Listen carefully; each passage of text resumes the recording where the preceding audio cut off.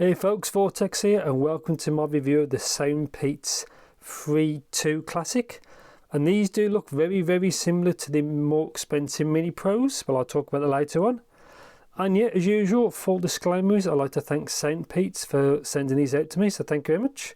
I was not paid to do this video and all thoughts and opinions are my own. And yet, these are a more affordable true wireless, as you can see that lady wearing them there.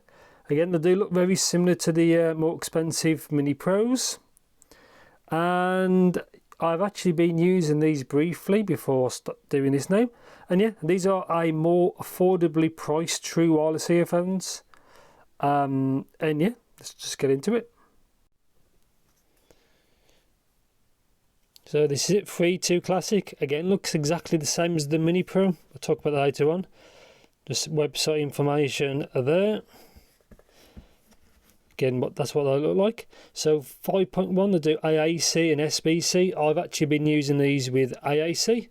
Frequency response is more than enough. Working distance 10 meters, more than enough. And for what these cost, they do 8 hours per earbud and up to 30 hours with the case.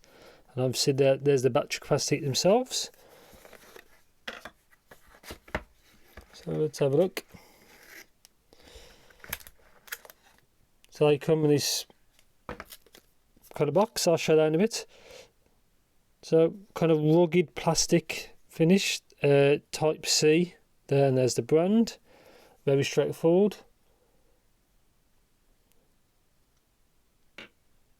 That's what it looks like there. You can see the colour when it's connected to the other device, it's actually white. So, and when you put this into charge, it just goes red. Again, very small. Obviously touch controls there. So very straightforward. So talk about more later on.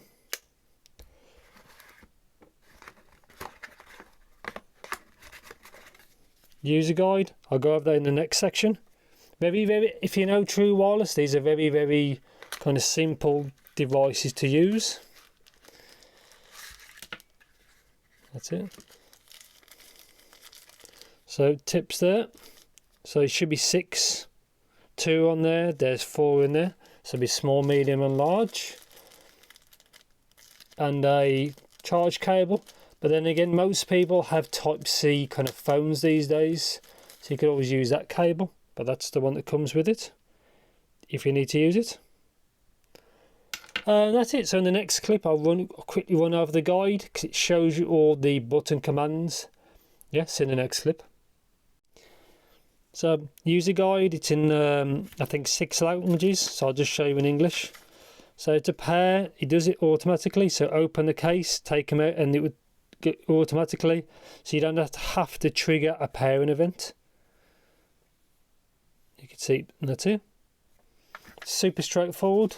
By default with my phone, it tries to pick SBC, but you can change it to AAC. How to do basically a master reset, how to wear them. There's all the controls. So the left one can do volume down, answer call, I think, yeah, play pause, voice assistance, previous track, end call. Obviously you can see everything there. It's all very kind of straightforward stuff. Again, this is the text one. Even switch between 2 calls, so that's kind of cool. Quick Q&A. And yeah, so that's it. Obviously a few different languages. So yeah, in the next clip, obviously I'll do a microphone test, and then it'll be the full review and my thoughts and impressions and all the good stuff. Here's a quick microphone test of the SoundPEATS Free2 Classic. I'm in a quiet room using it in stereo, and yeah, that's pretty much it. Yes, so welcome to my review part of the SoundPEATS Free2 Classic. And as you just heard the microphone I find it okay, but it's only more really usable in indoor, shall we say, in a quieter environment. So yeah, let's talk about just battery life and the case and things like that. So you can, the lasts between obviously depending on the volume, between 7 and 7.5 hours, and the case can charge them 3 times over. This also doesn't support wireless charging, which is not surprising at the kind of price. Obviously Type C, they only fit in one way, so it's very straightforward. Obviously you can see here, that's the colours. So if you're in Houston white, pairing, it flashes blue and red. When you pop them back in, they go red. It's all very straightforward. Just take these out, and that's it. So let's talk about kind of aesthetics, I guess. As you can see, it's trying to pair. Very small, touch sensitive. It works fine 95% of the time. Take the tip off, and that's it. So very straightforward. Obviously, when I was showing you the user guide in a previous clip, that's probably the best way. But yeah, on the whole, the actual control system for these is actually fine, and these are very, very small. Again, the same size as the Mini Pro, but that does cost quite a bit more money and has more features. But these are designed to be more simple. So just a quick summary: they use I think a 6mm driver, which seems of decent quality.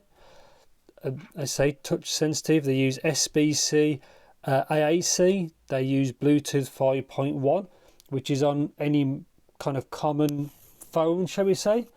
And yeah, and also IPX5, which is like rain and sweat proof, which is pretty good for the price.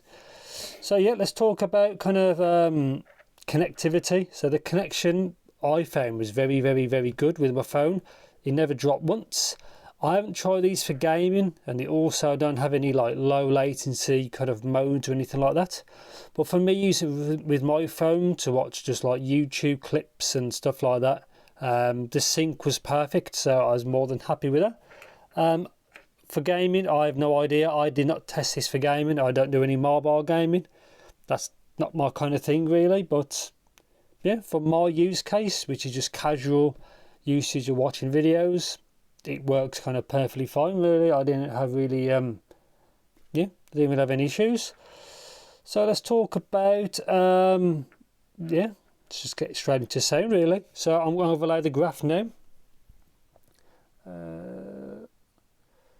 So left to right, so bass, it has that kind of bump right in the middle. So these do have a prominent low end.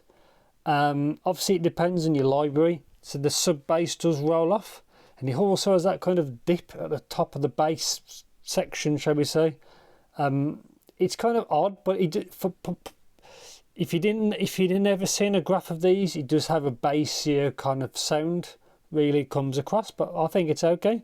Again, these are on the more affordable side, but I was quite happy with them. I think the sound, the bass hit is quite fun, shall we say. They are consumer tuned, so all consumer tuned stuff tends to be on the bassy side. Mids, I thought was fine really. Again, I didn't have any issues. I preferred to have a little bit. I didn't, see that little dip towards the bottom of the mid. So I prefer it to be more, bit more of a rise into the bass. That's my preference, but it's fine really. I didn't have any issues. And upper, you can see it's upper mid forward a little bit. So vocals are forward, and any instruments that kind of sit in that kind of part. And yeah, that leads me straight into the treble. So again, treble is lower treble forward, so vocalists sound forward, and any instruments that kind of sit in that area.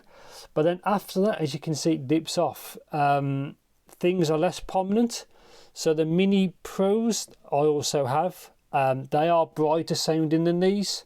Again, but they are more expensive.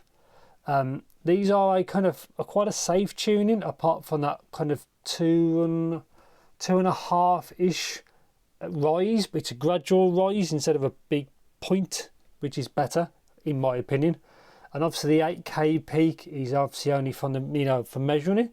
But yeah, on the whole, I found it quite a safe tuning. That's what I prefer really. I don't like far too much treble. It just makes things fatiguing really. But yeah, and I found the extension was fine. It didn't just drop off like a cliff. But yeah, overall sound on these is pretty good. But don't forget, sound is less of a thing with true wireless. So conclusion, do I recommend these? Yes. Like I just said, sound signature is less of an issue. You're buying true wireless for what they are. Sound plays a smaller part. You're buying this for the functionality of what this is. And I think they're very good. They are very basic true wireless, but you are paying for that. You know, these are on the affordable side. I've tried a few things from SoundPEATS and I like what they do. And these are as good quality as in construction and how they work as the more expensive models. So I do like that. But yeah, on the whole, I'm quite happy with them. They're not perfect, but I like how they sound. Obviously, you can always EQ if you don't like it, but I was quite happy with the quite safe tuning, really. And yeah, battery life's good.